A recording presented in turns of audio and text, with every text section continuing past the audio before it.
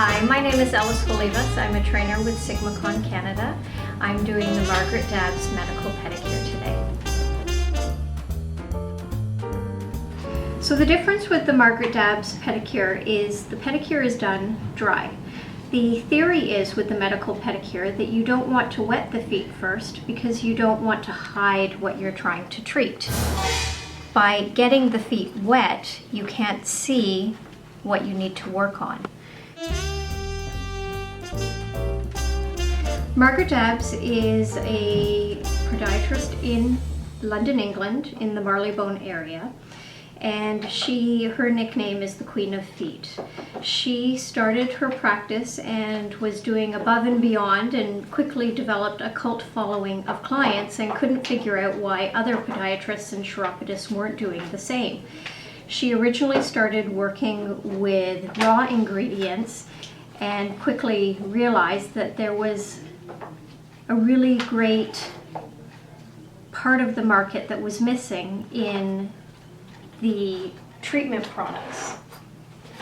So she developed her own line because there are products that are just very high touch, which feel great but don't do much, and then the high performance products didn't feel luxurious and weren't really treating the issues well, and we're using ingredients that are really not long-term good for your feet.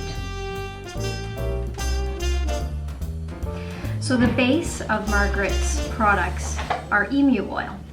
Emu Oil is very close in DNA makeup to our own natural oils, so our skin accepts it, and also is considered a dry oil. We all know getting up from a pedicure and putting our flip-flops on and sliding in our flip-flops because we've got so much product on our feet.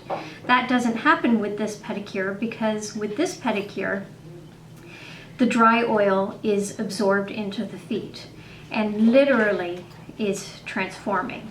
You are changing how your feet look.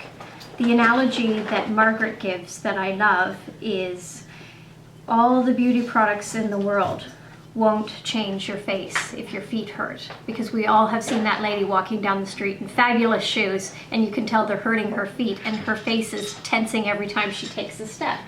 So her theory is that we're really trying to transform the feet and have better foot health. What happens when you suffer from bunions, or you're worried about suffering from bunions, is that this muscle along here elongates and these shorten. So the best thing that you can do is to do almost yoga. We call it yoga toes, but basically you're trying to stretch this out, so you're separating your toes. Can you do that where you bring this toe apart? When you suffer from bunions, you find it harder to do, to move your big toe away from your second toe, but this almost tensor that you wear forces your toe to do that. So it's a great exercise to do to your toes if you're worried about getting that bunion. I suffer from fissures on the feet, and if you have fissures, you know what they are. If you do not, they are deep cracks in your heels that are actually quite painful and can bleed. Literally, when you take a step, it feels like you are stepping down on a knife. I am a skier and we ski frequently as a family, and generally by the end of the season I am taping my feet on the heels to keep the cracks together.